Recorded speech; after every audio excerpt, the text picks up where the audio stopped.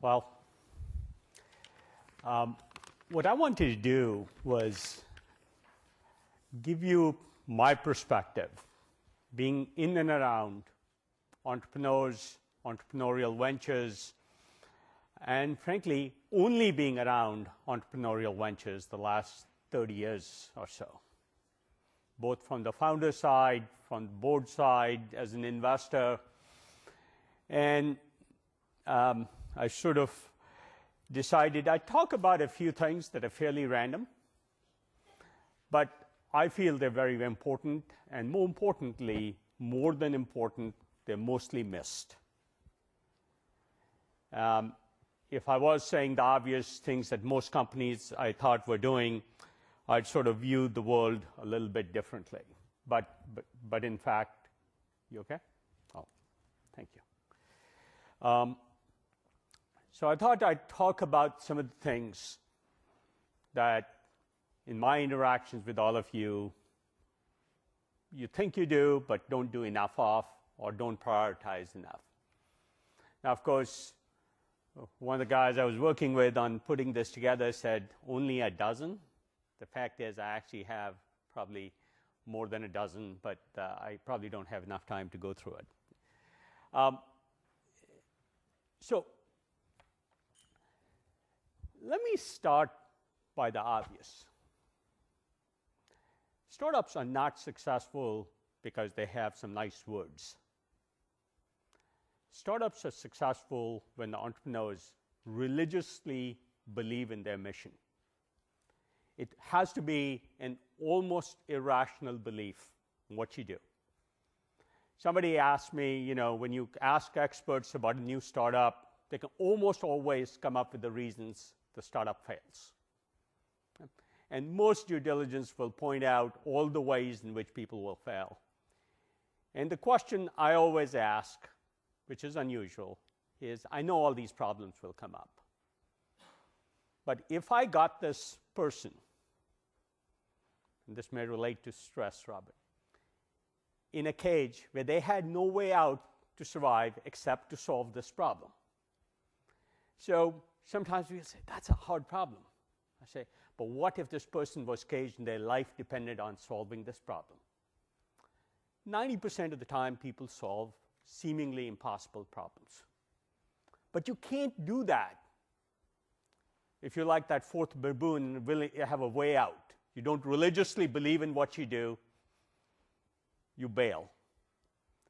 If you believe in your vision and your vision of the world is going down, you're going to solve the problem most likely, if it's at all solvable. Doesn't always happen, but happens far more often than people believe, and only happens when companies run into trouble. It is amazing that when companies start failing, how many problems they start solving. It shocks me every time. But there's a corollary to that. If you don't believe something about yours, and you can't be a successful entrepreneur without being schizophrenic. You have to absolutely believe in what you do, and you have to be absolutely paranoid about everything that can go wrong. And I wake up like on different sides of the bed, it seems, one day being overconfident, and the next day being totally paranoid about everything that can go wrong. But my message to you is, religious belief is awesome. Without it, you'll abandon your efforts too early, change it too early, too easily. But unless you question yourself and are really honest with yourself and say, what part of your belief nags at you that you don't quite trust? The right answer is not to abandon it, but to refine it, redefine it sometimes, iterate it. That, to me, and the schizophrenia, is the key to successfully navigating what most sensible, reasonable people would say is irrational behavior. Why things won't work. So, having said that, What is a CEO's job? I think you heard from various entrepreneurs different versions of this. My view is a CEO's job is Chief Recruiting Officer. You know, when I was an entrepreneur, I'd say I spent something like 40% of my time only recruiting. And I did something else while recruiting, which was, if I'm recruiting somebody from a competitor, I want to learn as much. And even if I know I'm not going to hire them, I still go deep. One, they may change my mind. They may tell me what else they think is important that may be valuable to me, or it may be something I should know is valuable and don't. Along with this recruiting comes two other things. And probably the single biggest mistake I think people make. When you're recruiting, in most CEOs don't spend enough time recruiting. They not only have to recruit for a function. In the normal response, many of these technology entrepreneurs, you, all of you, myself included, we are engineers, technologists, scientists. We think rationally. But in fact, rationality and functional behavior isn't most of what we need. We may need a VP of sales, but we need much more than the VP of sales, a person who will challenge the VP of engineering or the CEO. So far more important than the skills in that discipline that you're hiring for is this idea they can be a contributor to challenge the rest of the team. Many ways, in collaborative ways, stretching the team beyond their skill set, because beyond their area of expertise. So my point of view, it almost becomes like engineering the gene pool of a company. And engineering it for two things. For the expertise and functional job that has to be done. But more than anything, and Jagdeep talked about risk and how you build your business plan around the risks you want to manage as opposed to the schedule to do a product. You want to engineer for people who have experiences, especially experiences about all the ways they may have failed before. And if people have failed in different ways, they will contribute very significantly to what you're doing. And these things are almost never explicit considerations. I've had many a conversation with many of you who say, well, this person does this well. It's all the rest that makes exceptional things possible. That interaction, that collaboration, that challenge. Those are very, very important, and that's what gene pool engineering is about. For those of you interested, I did a more formal version of gene pool engineering last year's talk, and that video is on our website, where you explicitly manage your hiring to your risks. But part of that also is culture, and I'll come back to culture. Hopefully we'll have enough time. When you're hiring, you're also setting up the culture of the firm. And if there's one correlate between culture, between success and the team, it's the culture the team and the CEO sets up. So if you buy my thesis, the next thing that comes up in my mind is managing risk. Jagdeep talked about it, but managing total risk. And very few business plans are explicit about this. Let me give you an example.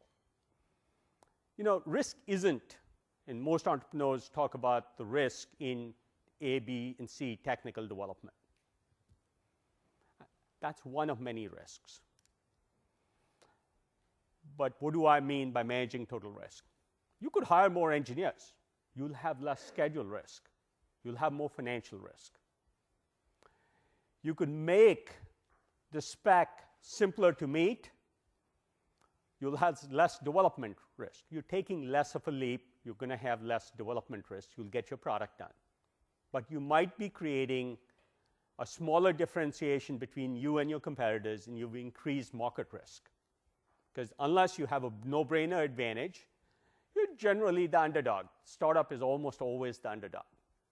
So this idea of total risk management doesn't get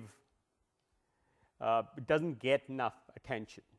Most of the trade-offs entrepreneurs make and startup companies make, are suboptimal for not having explicitly considered what trade-offs you're really making. When you say, I'm going to go to this spec instead of this, very few people say, hey, I'm increasing my marketing risk, but I'm reducing my development risk. Which leads me to this related issue. I sort of have this belief, because we're trying to do hard things. We only try and do hard things in startups. Because if you were doing things that weren't hard, somebody else would have done it, and some big companies much better equipped to fight the battle on their rules. So unless you're doing hard things means relative unpredictability on schedules. So I'm much more interested in how you approach the process than meeting a specific schedule. Now, Pierre will kill me for saying this, but I'm much more tolerant if you approach it the right way, approach it intelligently, and follow the right processes. So you can't ignore process just because you're doing hard things, or just because you say, okay, it's not the end of the world. But there's something related that's very, very critical. Startups, I find, struggle for years solving one problem after another, figuring out a way to do things. And if you look at the development process, and many of you are familiar with this, it's mostly about making mistakes. And I feel sometimes at the end of a journey, you've solved a hard technical problem, and it's so obvious after you solved it. But you tried every possible unsuccessful way before you got there. And sometimes I say you have to eliminate all the wrong possibilities for yourself before you end up with the right answer. And then it's obvious. You're only left with the one thing that is the right answer. But all that means time.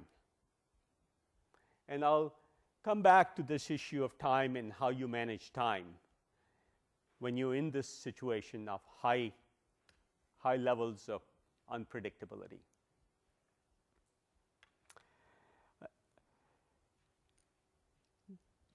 Now, when you're doing this uncertain environment, how do you plan? There's three types of planning I've seen. People build a plan, they adhere to the plan. Some people, most people will do the best case plan.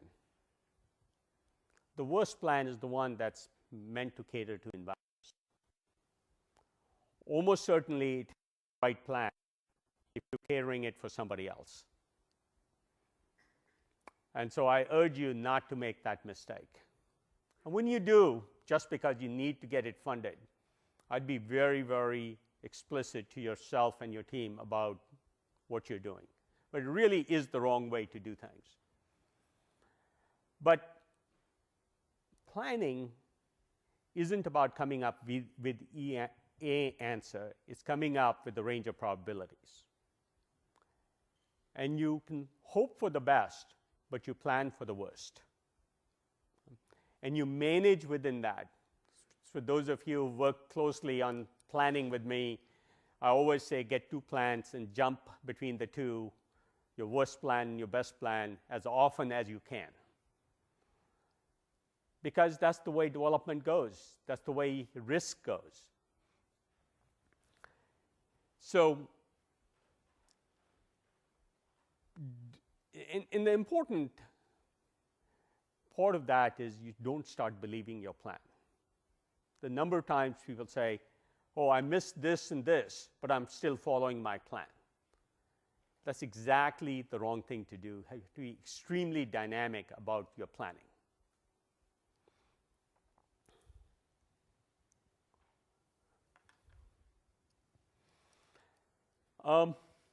The other thing that's a pet peeve of mine is no matter which plan you have, which company, every company and every one of its competitors has assets and liabilities.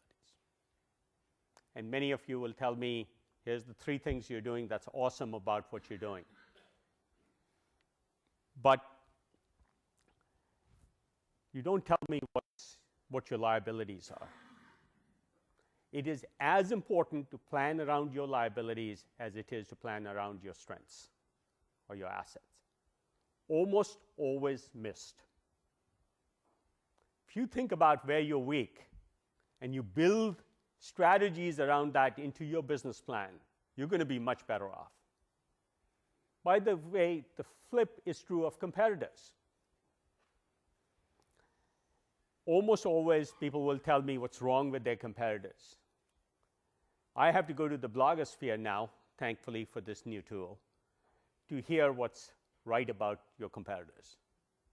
And the number of times people are surprised and boards have misperceptions about how strong their competitors are. Amazing. I'd sort of guess 80% of the time people do not have an accurate characterization of their competitors. We as humans have a tendency to believe and believe our own BS, and we carry it to the hilt. John Kenneth Galbraith said one time that anybody given data that contradicts their beliefs gets busy immediately proving why the data is wrong, as opposed to using it to question whether they're right. It's a predominant human emotion. So it's really important to understand all sides of the ledger, but also important to realize you don't always have the same strategy. How you get established as a little startup is very different than how you get permanence as a startup. And the number of early successes I've seen fail because they continue to replicate that entry strategy is very large. Then you become a flash in the pan. Because when you're trying to be the aggressor, the invader, the infiltrator, you follow very different strategies than when you're trying to carve out your territory and protect it and defend it. You see this in a lot of big companies.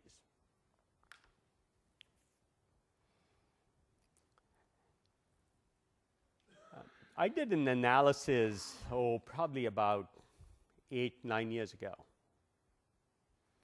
And I discovered something very, very surprising. I'd made all sorts of investments in the previous 20 years.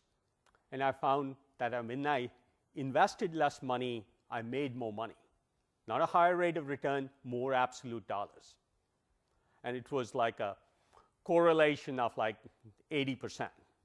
The more money I invested, the less I was likely to make. When I went back and looked at every one of those situations, what I realized is when the company had less money, the company paid more attention, and I paid more attention. If they had 2 years of money in the bank, all of us felt happy till the last 6 months when we started paying attention to the money running out. So there is such a thing as too much money. And attention really matters. It really increases the focus on your problems. And I think one of the great strengths of small companies is they have to get funding every 12 months. That means they're forced by investors to re-examine their assumptions. Whether you need to or not, you should. In a big company, a project gets funded, it's going to get funded next year again automatically. So nobody gets called to the mat. Paranoia never sets in. You never examine your liabilities hard enough. So money isn't what it seems.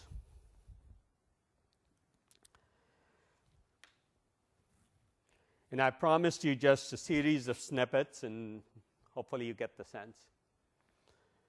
Companies also seldom fail for what they know. You know, when you start, you know what your risks are. Most companies do a relatively good job of those. Most companies fail for the things they don't know they don't know. It's a predominant pattern. One of the funny things, and I often get asked by entrepreneurs, should I go get venture capital funding? I only need a little bit of money and I can find it otherwise. And I say, honest advice, I'd hate it if you did this to me, but go talk to as many investors so they can critique you in as many ways as possible. And then tell them, no, you don't need their money. Right? Because getting that critique is so important. And the more open-minded you are about critique, the better you are likely to be, the more likely it is you'll be successful. So whenever I write something, I actually first post it on the most obnoxious blogs. So something like Grist. I know 99% of the comments will be haters. Or I'll post it on the oil drum or someplace like that. But there's always 4 or 5 ideas that are really powerful that I didn't answer, where there are flaws in my reasoning. And I then almost always redraft the document I'm writing, the paper, whatever, and then finalize it. Because that criticism, especially honest criticism, is hard to get. And I might even ask you to ask your staff every week at a staff meeting, so what good input did we get that wasn't from somebody who was being hypocritically polite? One of the statements on our website, if you read it, says, we prefer brutal honesty to hypocritical politeness. Because I've seen so many companies fail because everybody was polite. And that's normal human behavior. You don't want to be critical, especially when you don't have to be. So if you go ask somebody what they think, they're mostly going to tell you nice things. And by the way, everybody has an opinion. So the second part of this becomes whose opinion to trust on what topic. Just because somebody is successful in one area, they may not understand your context. And the hardest thing an entrepreneur does is decide whose opinion to trust on which topic. Because, as you all know, lots of opinions, including your own. One of the books I wanted to hand out this year, but I didn't, because I didn't finish the book, I'm only halfway through, is a wonderful book called On Being Certain. Turns out our belief systems operate in funny ways. We have one pathway in our brain to decide the rationality of an argument we make to ourselves, a completely different pathway that determines how certain we are about what we just decided. Now, entrepreneurs generally have very strong pathways that bias the outcome to saying, I'm certain. And in fact, studies have said you can stimulate the pathway and people will say, I absolutely am right. And you ask them what you're right about, because the rational pathway hasn't decided what you're right about. They don't know what they're right about, but they're certain they're right. There's speculation that, in fact, this beautiful book written by a neuroscientist, that in fact religious belief happens the same way. You start believing, a scientist will say A, B, and C is rational, but I still believe in religion even if it's irrational because my belief pathway is reinforced.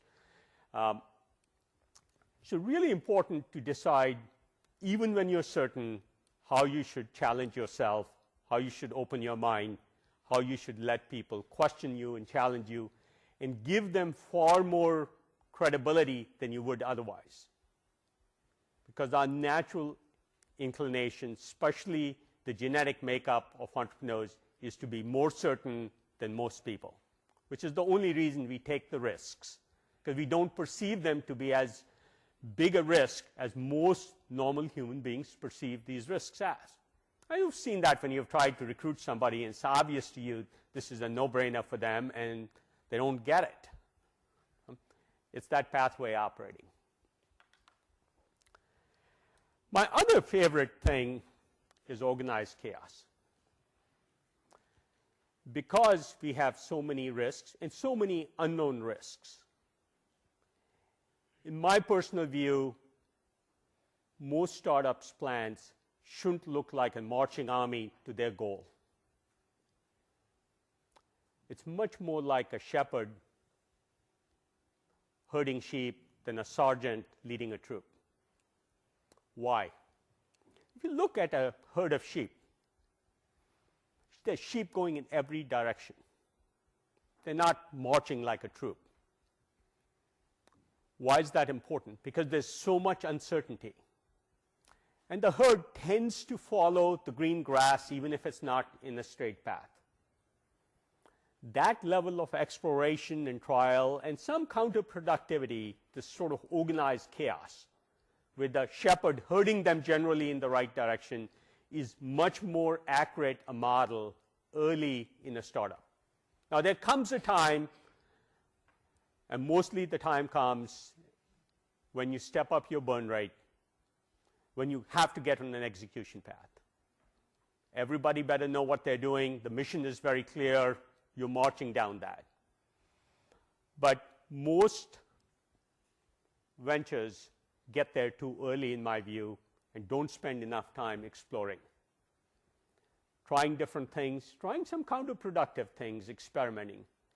But you can only do that when your burn rate is so low that 6 extra months isn't going to hurt you. So in the early phases, don't be in a hurry. And everybody is. They want to get that product out. And frankly, venture capitalists generally, investors generally, try and encourage you to have a plan and go meet it and get to market as fast as possible. I think that's a huge mistake often, because you miss the larger opportunities, you miss understanding and characterizing this new space well enough before you start increasing your burn rate, increasing your risks, marching down a goal which may be the wrong goal.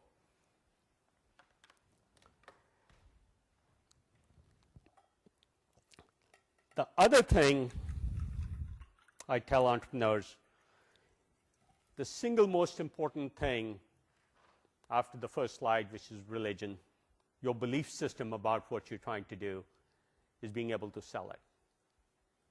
You know, what I found is I naturally got inclined, once I had a belief system, to sell it. And I sold it to employees. I sold it to anybody and everybody I was recruiting. I'd sell it to the people I met in the elevator. Obviously, you sell it to customers.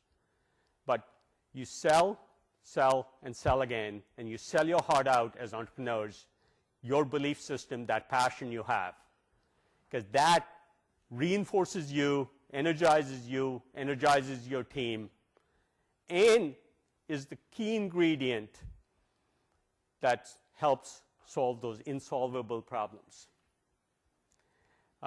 When I teach the Sun case at the Stanford Business School, the professor who teaches it with me always tells the story about how he courted his current wife. Right? The reason is there's no difference between selling to somebody you love or selling the passion or vision you have.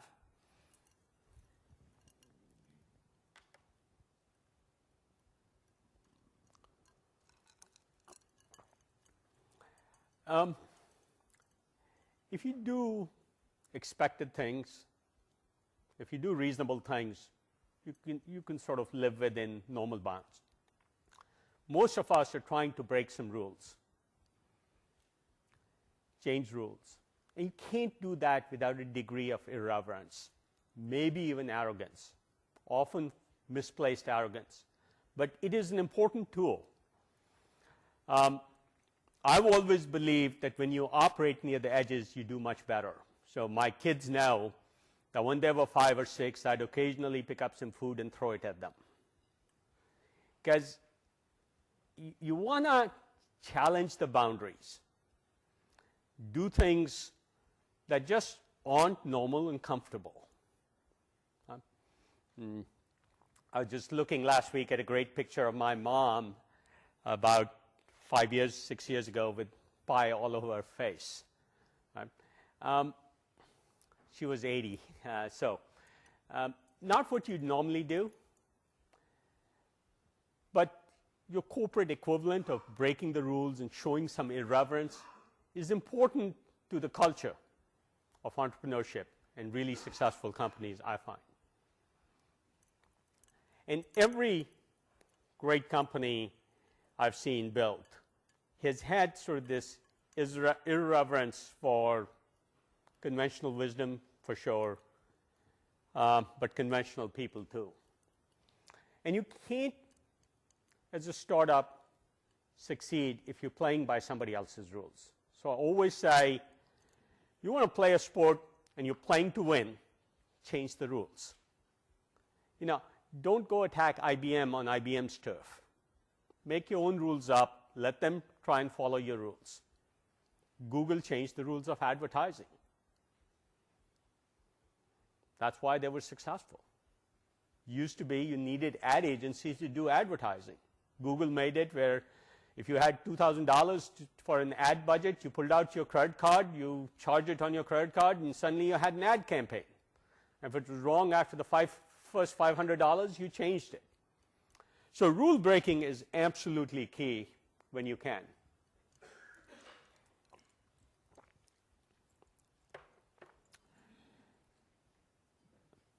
One of the things people do when they have plans is they follow plans.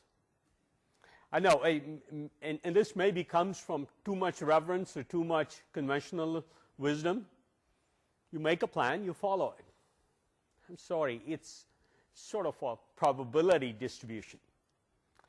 And when it becomes clear that something's not working, there is a time when panic is the appropriate response for a company. You say, throw away everything we believe, we got to rethink this.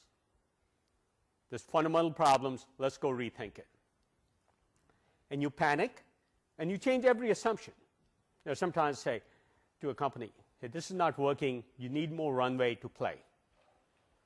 How are you going to do it? They come back with a budget cutting plan and say, oh, I can go from 90 people to 80. And I say, how about going from 90 to 0 and then back up to 10? That's the way to think about it when things aren't working. What that means, how are we doing for time, is that keep questioning almost every quarter your assumptions and really ask hard questions, these paranoid questions. Andy Grove, founder of Intel, wrote a great book called Only the Paranoid Survive. I highly recommend it.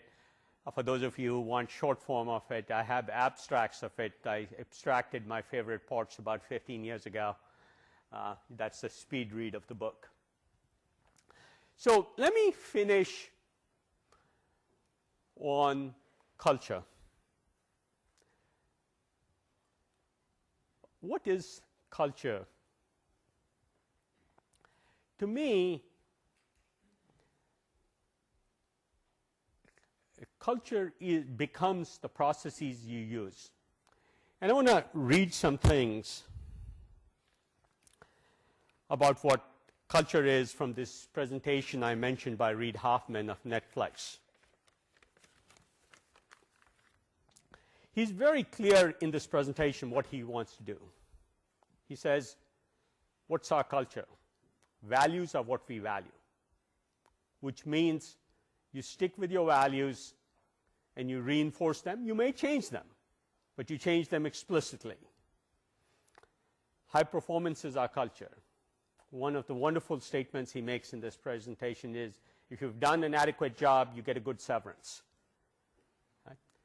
That is the way he basically says, we're not running a kids' soccer team where everybody gets to play. We're running a professional sports franchise, and we got to be ruthless about that. But everybody should know where they are, what our values are, what they have to do to succeed. I think Robert was talking about predictability and some level of control. Those are absolutely essential pieces of culture. But this is how you do high performance. A long time ago, Intel used to take force rank every employee every year, eliminate the bottom 10%, even if they were good, decent, because they made the assumption that 10% were always going to be superstars at the top, and 10% at the bottom were always only going to be adequate, reflecting Reed's view that adequate performance gets us good severance package, a considerate severance. He talks about freedom and responsibility. That means you don't tell people what to do. You get a lot more out of people if you tell them what you expect and you give them the freedom to do that. I think when Jack was talking about two programmers working together, as odd as it seems, I immediately thought of that. You're getting people to interact and contribute to each other's job. The same idea I talked about in my first slide of not only hiring the VP of sales, but somebody who can make everybody else better in the organization. So the next thing Reed talks about, and I won't go through all his things, is context, not control. You don't tell people what to do. You give them context in which they can exercise that freedom given the responsibilities you've given them. And he says, if something didn't if the wrong thing got done by an employee, almost certainly you, as their manager, didn't give them the right context. Because if you had done that right, they wouldn't have made that mistake, done the wrong thing. And so what you want, he says, is highly aligned but loosely coupled.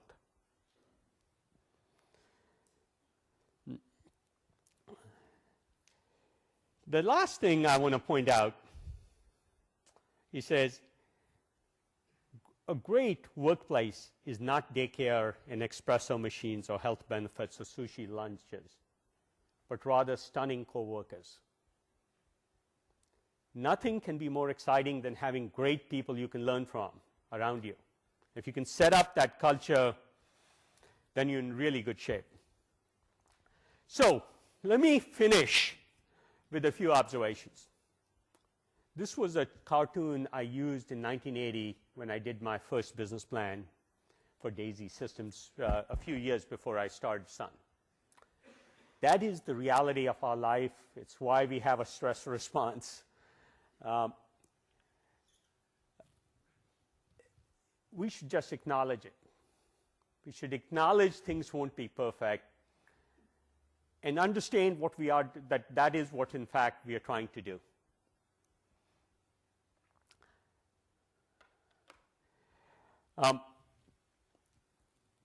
Let me make some meta observations that are less about, so that dozen hints on how to build a successful startup, a bit more on my view. Most ideas evolve and evolve into something bigger, and the faster you let evolution happen, the faster you'll optimize. Very seldom do big ideas in their original manifestation ever really work. I'd guess 80% of successful companies end up doing something different than what they started off, what they thought they were doing. And we should just acknowledge that and let it happen. There's also sort of difference, in my view, between what you're trying to do. There's a huge difference between a $0 million company and a $0 billion company. And 90% of that difference is attitude and the gene pool you put together in your company.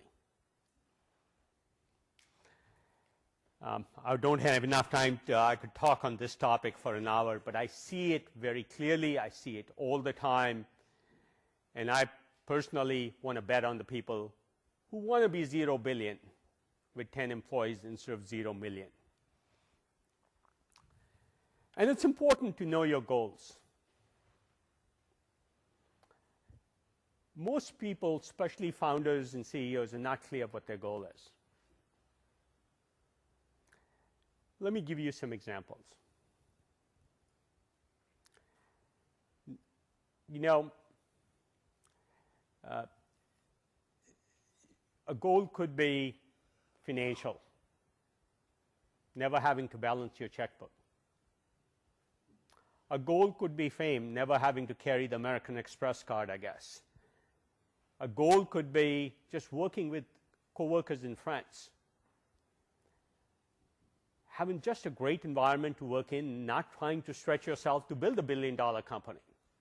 Perfectly okay as long as you know what you're trying to do. A goal could be to never having to say you're sorry, just sort of being the boss. But no matter what your goal, ask yourself honestly, and then all the decisions you do should flow from that. People, especially entrepreneurs, are often mistaken about what their goals are. How are we doing for time? So with that, let me finish. I probably have another 15 I could go through, but as I thought I wouldn't have enough time.